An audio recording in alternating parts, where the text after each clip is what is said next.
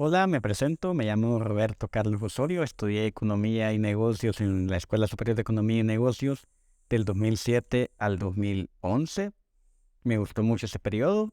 He colaborado con la escuela en este proceso de admisión desde el 2007, de mi primer año, y me gusta mucho hacerlo. Acompaño un poco más en la parte verbal, pero quiero aprovechar en esta ocasión para darle más seguimiento a la parte de matemáticas, que si bien el profesor David es muy bueno en esto, él me pidió un poco de ayuda, así que aquí estoy apoyando en esta parte. Bueno, ¿qué vamos a ver? Vamos a ver conjuntos numéricos. Vean, conjuntos numéricos es un tema muy amplio y a veces parece o da la impresión de que es un tema muy etéreo, porque, a ver, nosotros no vamos por ahí pensando, este es un racional, este es un irracional, este es un imaginario, este es un número complejo, este es un número trascendental. No, o sea, no van por ahí pensando eso, pero pues tienen que pasar un examen y tienen que aprender. Y muchas veces, si ustedes no entienden qué se les está preguntando o qué información se les está dando, pues no van a poder sacar todo el provecho de los ejercicios o del aprendizaje o de pronto contestar de forma adecuada en un examen. Ahora vamos a estructurar qué conocimiento quiero que se lleven. Al final del día, quiero que cuando termine esta clase, ustedes puedan ver una tabla que les voy a dejar. Digan, ok, este número es racional, este número es primo, este número es irracional, este número es entero, este es natural. Que puedan tener ese discernimiento. ¿Cuál es el temario del curso? Pues tipos de números, naturales, enteros, racionales, irracionales y los reales. Decimales periódicos y no periódicos es un tema que también vamos a abordar. Y la jerarquía de las operaciones matemáticas o las operaciones aritméticas, mejor conocido como pendas. Eso es lo que vamos a ver en este curso, que yo espero que le puedan sacar el mayor provecho posible. Bueno, vamos a ir de lo más pequeño a lo más grande, los números naturales. A ver, estos números no hay consenso sobre quiénes los descubrieron o quiénes estandarizaron su concepto. Este conjunto numérico debe su nombre a la naturaleza, porque viene del latín que se llaman numeri naturales, es decir, números según la naturaleza. Y a ver, ¿qué hacemos en la naturaleza y qué hacemos en la vida cotidiana? Contar. Entonces estos números, los naturales, son para conteo, para, por ejemplo, tenés una casa, una columna, una calle, una manzana. Luego se complicó un poco más cuando ya metimos los fraccionarios, pero hasta acá en conteo básico, pues sirven los naturales. Y son números, por decirlo de alguna manera, cerrados, no tienen un decimal distinto de cero, porque sí, si colocamos 1.0, sigue siendo 1. Aunque tiene un decimal ahí, pero ese decimal es solo por notación, no es que represente algo, es decir, es una unidad cerrada o una unidad entera pero positiva. Creo que ahí no hay mayor complicación para entender los números naturales. Quizás sí agregar que dentro de los números naturales están contenidos los números primos. Y la definición de números primos, también considero que ya todos a este punto la conocemos, son los números que son divisibles entre ellos mismos y el 1, solo entre estos dos elementos. ¿Y por qué son importantes los primos? Para muchas cosas en matemática, cosas de matemática muy avanzada para encriptación. Ahora con la computación cuántica eso probablemente deje de ser cierto, pero de momento los números primos son muy importantes porque ayudan a generar como llaves o contraseñas muy seguras para información probablemente de grado militar o corporativo. Volvemos al tema de los naturales. ¿Qué es lo que debemos saber? Son parte de los enteros, me estoy adelantando un poquito, están en el lado derecho de la recta numérica y hay muchas ocasiones que algunos textos incluyen al cero como número natural, pero para esta clase vamos a convenir que no. Vamos a convenir que empiezan del 1, sigue el 2 y luego hasta más infinito. Eso es lo que puedo dejarles como patente de los números naturales y todos sabemos que se representan por una n. Bueno, es el turno de los números enteros. Comparten la propiedad con los naturales de que son números cerrados, es decir, no hay decimales distintos de cero, no hay fracciones entre ellos. Fracciones puede haber, pero del tipo 2 entre 1, menos 5 entre 1. Esa propiedad la comparten, son números cerrados. ¿Cómo se representan o qué elementos contienen? Si lo vemos en un diagrama de Venn, contienen a los naturales, contienen al cero y contienen a números, llamémosles enteros, pero sería una redundancia, a números negativos cerrados. De la recta numérica van de menos infinito hasta cero y luego de cero a más infinito. Hay un meme por ahí que está en una clase que he puesto que el cero es un portal de los negativos a los positivos. Y sí, de hecho, si lo pensamos, es más, si graficamos un valor absoluto, pues queda como un espejo, donde el vértice es cero. Entonces esos son los números enteros. Los números enteros, al igual que los naturales, sirven para contar, porque, a ver, pensémoslo, ¿qué es? ¿Qué es el cero? ¿Qué es la recta numérica? En las distancias no existen las distancias negativas. Bueno, en física entiendo que no existen las distancias negativas, pero de acuerdo si te desplazas a la derecha o a la izquierda de cero, pues así será el signo de los números. Entonces, ya acá con los enteros tenemos más completo ese tema de la recta numérica, porque en los naturales va de 1 a infinito y aquí ya va de menos infinito a más infinito, pero recalco siempre con números cerrados. Pero sí es muy importante que amarremos este concepto de los enteros porque son clave para entender a los que siguen, a los racionales. Números racionales. Yo soy millennial, pero he tratado de acercarme a la jerga o al lenguaje de estas nuevas generaciones. Y veo que una que se usa mucho en estos días es ratio. Y me quedé pensando, ¿qué diantre significa ratio? Pues racionales proviene del latín ratio o razón o proporción. Esto lo vamos a ver en lenguaje o en razonamiento verbal. Los monemas, que es la palabra, morfemas y lexemas.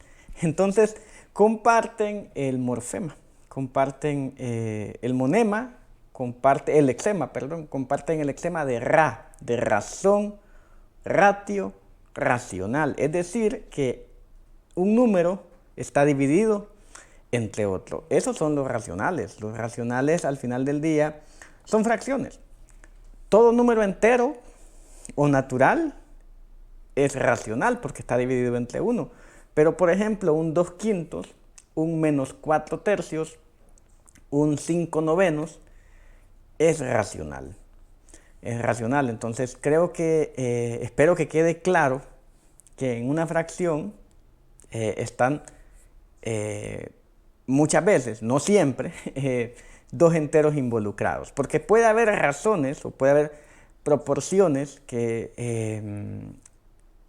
sí tengan un numerador o un denominador, pero que no sean racionales. Por ejemplo, un 1 entre pi.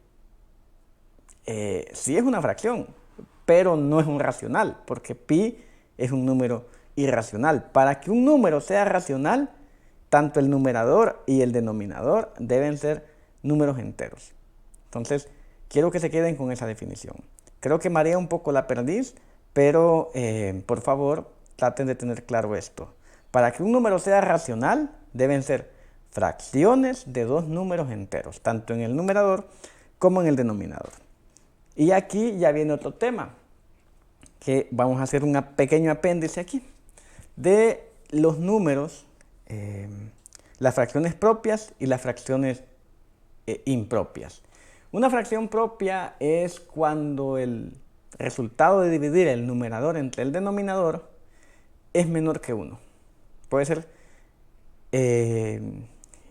entre 0 y 1, esa es una fracción propia, o entre -1 y 0, es una fracción propia. Pero si va el valor resultante de 1 hacia arriba, es una fracción impropia, porque pues supera el 1 o supera el 100%, o sea, supera a la parte en la que se está racionalizando ese porcentaje o esa razón, porque al final del día esos son las fracciones, son razones.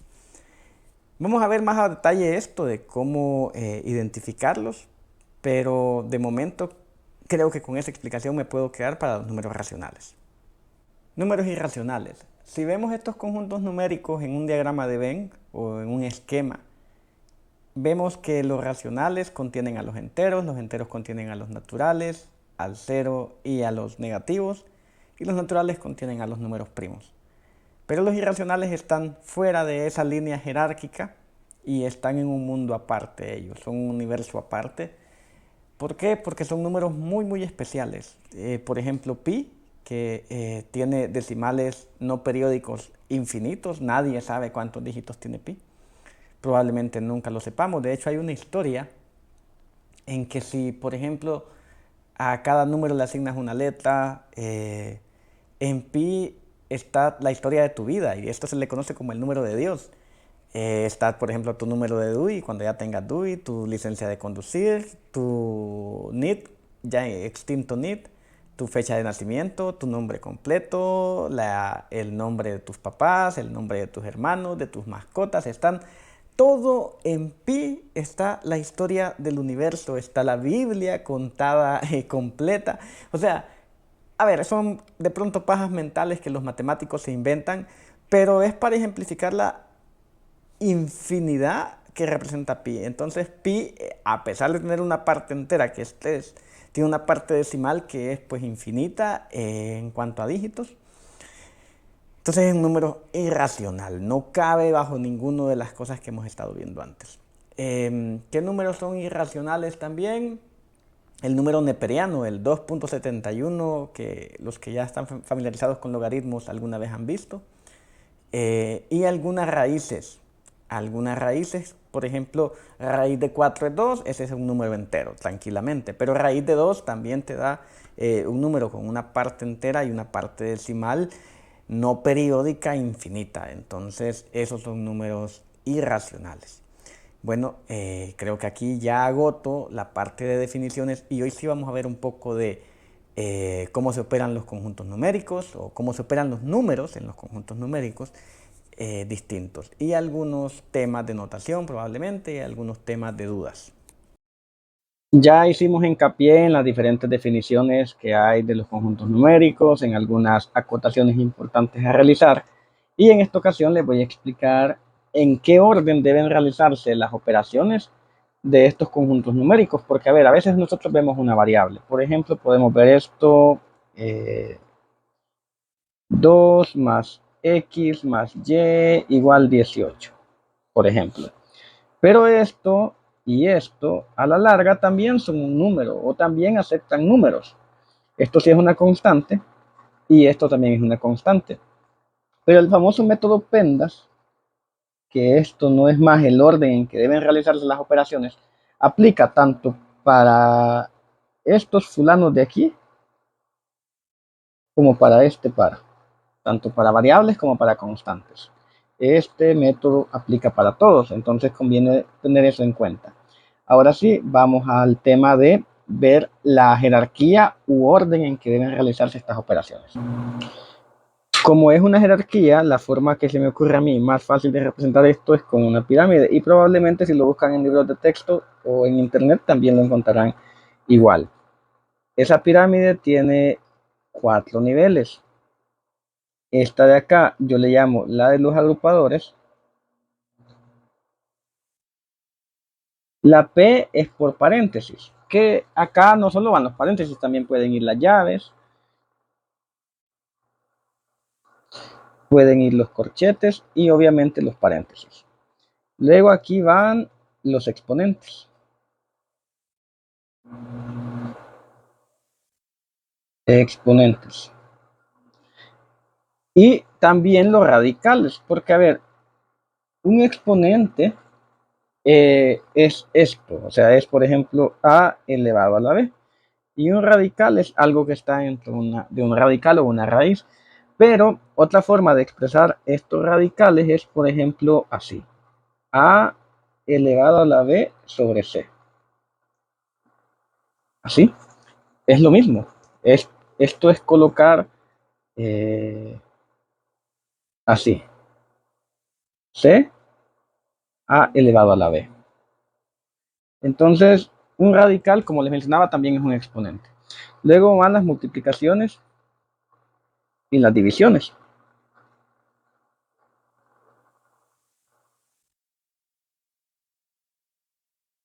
Y el caso es muy similar a lo que les comentaba antes.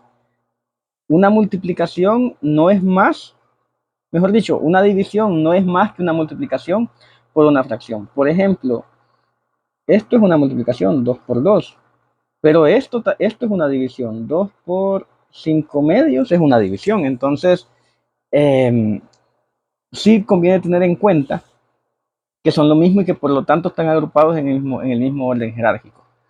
Por último, están las sumas y las restas.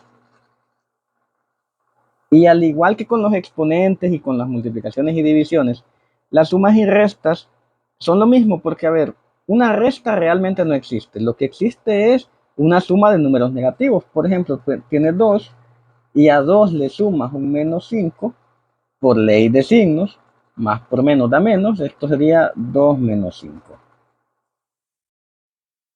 Pero realmente lo que tienes acá es una suma, como puedes ver. Entonces, volvemos. Primero van los agrupadores, luego van los exponentes, tercero van las multiplicaciones y divisiones, y por último las sumas y restas. Ese es el famoso método PEMDAS. Ahora vamos a ver un ejemplo. Bueno, aquí tenemos un 6 más 4 menos 2 por 3 elevado al cuadrado entre 2. Entonces acá hay que recordar qué orden van las operaciones. Primero los paréntesis o agrupadores, ¿no? Entonces tenemos que hacer eso primero. Primero haríamos esta parte de acá, 6 más 4 menos 2, 2. Esto está multiplicado por 3 al cuadrado entre 2. Este es el primer paso. Segundo paso, los exponentes. Dejamos todo igual, 6 más 4 menos, perdón, los agrupadores ya teníamos acá, 6 más 2 por, y acá vamos a operar los exponentes, 3 al cuadrado sabemos que es 9, y luego esto entre 2. Y acá podríamos hacer en el tercer paso, de hecho, la división. Bueno, podemos hacer la multiplicación y luego la división. 6 más 2 por 9, este 2 por 9 es 18 de una vez, y esto entre 2. Y ahora el cuarto paso sería dividir este 18 entre 2. 6 más 18 entre 2, esto es 9. Por lo tanto, esto da 15. Todo este pequeño relajo de acá nos da un 15. Entonces, aquí vimos que primero va esta parte, luego va esta parte, este cuadrado, luego va esta división, y luego por último sumamos a todo lo que operamos acá, ese 6, y eso da 15. Ese es un ejemplo del método PEMDAS. Vamos a dejarles otros ejemplos acá para que ustedes puedan realizar. Las fracciones son un conjunto importante en los racionales porque pues es el involucramiento de dos números enteros. Por ejemplo, este A y este B idealmente son números enteros, y B, recordemos que tiene que ser distinto de cero, porque no existe o no se puede dividir, por lo menos en la matemática que conocemos de momento, ningún número entero o imaginario o lo que sea entre cero. Todavía no se puede, eso es cierto hasta este momento del tiempo, abril de 2023. Bueno, veamos las operaciones matemáticas que podemos realizar con fracciones. Sabemos que podemos hacer sumas, sabemos que podemos hacer restas, sabemos que podemos multiplicar, dividir. Porque, ojo, elevar un número, que puede ser solo este, por ejemplo, o todo, al final del día, no es una operación que involucre a una variable con otra o a una constante con otra, sino es con ella misma. Pero en caso de una resta o una suma, pues está sumando una constante o una variable a otra constante y o variable. Entonces, Por eso nos enfocamos en esto, en las sumas, restas, multiplicaciones y divisiones. Quiero que nos enfoquemos en esto, en sumas y restas. Acá las hay de dos tipos. El primero es que la fracción debe ser o es de igual denominador. ¿A qué me refiero? Me refiero a esto. Supongan que tenemos una fracción de este tipo. A sobre B. Esto lo podemos sumar o restar sobre C más B, sumado o restado, hasta, por ejemplo, Z sobre B. Acá podemos observar que la B es la misma en todas las fracciones. Es el mismo denominador en todas las fracciones. Ese es un tipo de fracción muy especial o de suma o resta muy especial porque realmente es muy fácil, no requiere mayor tedio para operar este tipo de cosas. ¿Cómo lo operaríamos esto? Pues hagamos un ejemplo muy simple. La forma sencilla sería la siguiente. Por ejemplo, supongan que tenemos la fracción 9 medios más 1 medio más 3 medios. Acá es muy fácil. Lo primero que tenemos que hacer es observar que tienen exactamente el mismo denominador. Por lo tanto, este denominador iría acá, 2. Y luego solo sumo los numeradores, 9 más 1 más 3. Esto da 13 sobre 2. No se puede simplificar más la fracción. Se puede llevar a una fracción o a un número mixto, pero 13 medios funciona. Acá de nuevo vuelvo a los pasos, es muy simple. Simplemente, para la redundancia, sumé los numeradores y en el denominador coloco el 2, que es común a todos los elementos de esta suma o de todas las partes o fracciones sumadas en esta suma. Quiero que nos enfoquemos ahora en el segundo tipo, estas que es de diferente denominador. En este caso sí hay que hacer un poco más de operaciones, pero realmente no es algo muy complicado. Vamos a ver qué es lo que se tiene que hacer. Supongamos que tenemos una fracción de este tipo. A sobre B más C sobre D más Z sobre X, por ejemplo. Acá pueden observar que los denominadores son distintos. O sea, no es el caso anterior, que eran los mismos denominadores. Aquí tenemos denominadores distintos. En ese caso, no podemos hacer simplemente lo que hacíamos antes, que tomábamos el denominador común, que por ejemplo era B, en un caso anterior, un ejemplo, y sumábamos el A más C más Z. Eso ya no se puede hacer. Ya no se puede hacer. Entonces, ¿qué hacemos? Recurrimos al mínimo común múltiplo o MCM. Acá por mínimo común múltiplo vamos a seguir esta serie de pasos. Lo primero es que tenemos este 9, este 6 y este 12. Lo que vamos a hacer es buscar un número que sea común a todos como múltiplo. Lo que vamos a hacer es empezar a multiplicar al 9 por 2, por 3, por 4, hasta que lleguemos a un número alto. Yo recomendaría empezar con el más alto primero para ver si hay un múltiplo que los incluya a todos. Voy a aterrizar esto un poquito más. Vamos a ver. 12 por 2, 24. 24 incluye al 6, pero no incluye al 9. 12 por 3, 36. 36 puede que sí incluya al 9, porque a ver, ¿cuánto es 9 por 3, 27? 9 por 4, 36, o sea que sí lo incluye. ¿A qué me refiero? Acá empezamos. 9 por 2, 18. Por 3, 27. Por 4, 36. Ya acá tenemos que es común. Y sabemos que el 6, por ejemplo, vamos 6 por 2, 12. Por 3, 18. Por 4, 24. 30, 36. Entonces acá ya encontramos que el 36 es el múltiplo común para ellos, es el mínimo común múltiplo o MCM para este conjunto de números. Entonces, ya que encontramos el MCM, pues lo colocamos acá, 36, en el denominador de esta fracción y podemos empezar a operar. De momento voy a eliminar o a minimizar esta parte de acá para tener espacio para seguir operando. Aquí viene una parte que es crítica, que es muy, muy crítica, y les pido poner mucha atención. Vean, este 36, lo que se va a hacer es lo siguiente. Primero lo voy a dividir entre el 9, este 9. Y luego eso se va a multiplicar por este 3, este de acá.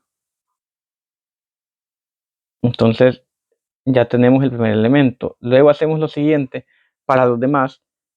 Por ejemplo acá 36 entre 6 y luego por 1. Creo que ya debéis de identificar el patrón. Ahora 36 entre 12 por 2. Ya se volvió algo bastante muy, muy manejable. Vamos a hacerlo un poquito más pequeño. Bueno, ya tenemos espacio para operar. Ahora sabemos que 36 entre 9 es 6, porque ver, no, es 4, perdón. 36 entre 9 es 4 y 4 se multiplica por 3. Luego sabemos que 36 entre 6 es 6 y 6 se multiplica por 1. Y sabemos que 36 entre 12 es 3 y eso se multiplica por 2. O sea, lo que he estado diciendo son estas operaciones, las de este tipo. Es primero este, luego esta y luego esto. Eso es lo que he estado diciendo. Por eso les digo que esto es un poco, no complejo, pero sí un poco enredado y hay que tener mucho cuidado. Luego recordemos que tenemos acá siempre un divisor o un numerador. Ese numerador ya sabíamos que era 36 y nos disponemos a operar todo esto para terminar de completar esta operación. A ver, 4 por 3 sabemos que es 12, 6 por 1 es 6 y 3 por 2 es 6. Luego esto es 36. Acá tenemos 12 más 6, 18, más 6, 24. Esto es 24 sobre 36. Esto se puede seguir descomponiendo porque, a ver, sexta de 24, 24 es 4 y sexta de 36 es 6. Todavía lo podemos descomponer un poquito más. Estos tienen segunda, 2 tercios. Esa sería la respuesta de todo este relajo, sería 2 tercios. Así es que podemos hacer para sumar y restar decimales. No voy a hacer el ejemplo de la resta porque realmente es lo mismo, nada más que lo que cambiaría es este símbolo, que en lugar de más puede ser menos, y que también hay ejercicios que pueden ser que aquí esté sumando, pero aquí esté restando. Entonces no tiene sentido hacer una explicación que es la misma tanto para sumas y restas. Espero que esto te haya quedado más claro. Si no, pues siempre está la parte de dudas en la que nos puedes preguntar. Realmente este es un tema bastante simple. Supongan que tenemos una fracción de este tipo, a por b por una de este tipo, c por d. Realmente acá esto es que sería demasiado simple. Debes multiplicar numerador por numerador y denominador por denominador. ¿A qué me refiero? A esto. Sería a por c, b por d. No requiere mayor ciencia. Vamos a suponer que tenemos acá un medio y acá tenemos 3 medios. Pues acá sería 3 cuartos. ¿Por qué? Porque 1 por 3, 3, 2 por 2, 4. Ok, este ejemplo ya se agotó, estaba demasiado simple. Ahora vamos a hacer otro, quizá un poco más complejo. Con más complejo me refiero, supongamos que tenemos 11 octavos por 5. Acá es importante recordar algo que ya les había mencionado, que todo entero también es racional. ¿Y cómo convertimos un entero a racional o a fraccionario? Pues simple y sencillamente le colocamos la unidad en el denominador, ¿no? Así convertimos esto. Entonces, pues simple y sencillamente vamos a eliminar esto. Ok. Eliminamos esto y vamos a seguir operando de esta forma. Sería 11 octavos por 5 sobre 1. Y sabemos que 11 por 5 es 110, 55. 55 y 8 por 1 es 8. Difícilmente vamos a poder seguir reduciendo esto, pero bueno, aquí la lección es simple y sencillamente que, como ya les mencionaba, numerador con numerador, denominador con denominador, y en caso que tengamos una parte entera, pues simple y sencillamente podemos volverlo racional o fraccionario colocándole la unidad en el denominador. Y eso es todo para la multiplicación de fracciones, y esto aplica tanto como que tengamos uno, dos términos a n términos. Siempre vamos a seguir multiplicando, por ejemplo, e por f, por g, por h, siempre seguiríamos haciéndolo en este sentido. Acá creo que no hay mayor complicación porque es algo muy, muy simple. El último tema o el último apartado de estas operaciones son o es la división de fracciones. Esto realmente tampoco es tan complicado, quizás es un poco más complicado la suma y resta de fracciones, pero sí requiere un poco más de cuidado que la multiplicación, eso sí. Supongamos que tenemos una fracción de este tipo. A entre B entre C entre D. Aquí también podemos expresarlo de esta forma. A sobre B entre C entre D. O podríamos también expresarlo de esta forma. A entre B entre C entre D. O sea, hay muchas formas. Estos dos puntos también significan entre en la nomenclatura matemática. Conviene tenerlo en cuenta. Entonces, por eso les estoy haciendo ese hincapié en que se pueden expresar de muchas formas. Yo lo que les recomiendo es que si se lo dan de esta forma, lo pasen a esta forma. Esta forma realmente no es muy práctica, pero existe, que sepan que existe. Entonces, tratemos siempre de llevarlo a esta forma que es a la que estamos más familiarizados comúnmente. Bueno, vamos a continuar. Supongamos que tenemos estos números. Tenemos un medio entre 4 tercios. ¿Cómo sería esto? Lo primero que les mencionaba, que podemos pasarlo a esta forma. Primero, un medio entre 4 tercios. Aquí este tema aquí es aprenderse el recurso mnemotécnico, que se dice siempre. Extremos con extremos, medios con medios. ¿Y cuál va primero? Y ahí está el meollo del asunto. ¿En cuál es que realmente va primero? Pues simple, van primero es este de acá, extremos con extremos. ¿Y cómo van? Multiplicados. 1 por 3 y luego 2 por 4. Eso no requiere mayor ciencia. Esto es 3 y esto es 8. 3 octavos. Ese es el resultado de esta división, 3 octavos. Recalco extremos con extremos, medios con medios.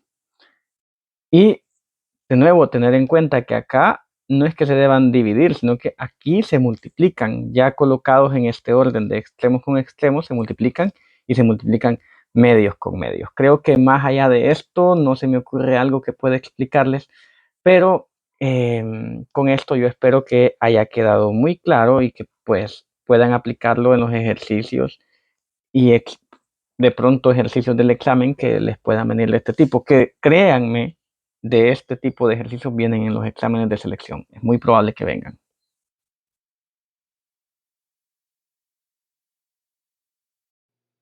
Conceptualmente ya explicamos los diferentes conjuntos numéricos, las intersecciones que hay entre ellos, las operaciones que se realizan entre ellos Y vamos a ver una sección de seguridad donde te haré preguntas de seguridad. ¿Para qué es esto? Para asegurarme de que hayas comprendido muy bien los temas.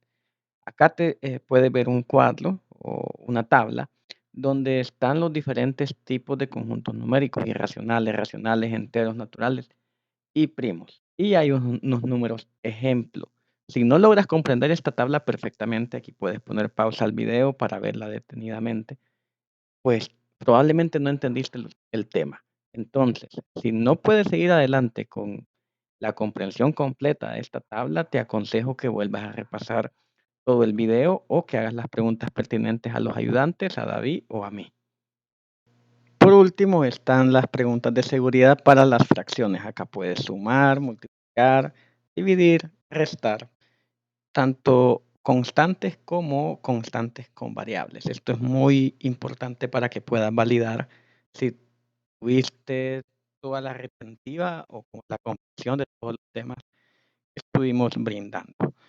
Acá el ejercicio es interesante, vas a tener que validar cada una de las líneas y puede que haya errores, puede que no. Es una sorpresa y interesante averiguarlo. Puede que haya errores, puede que no.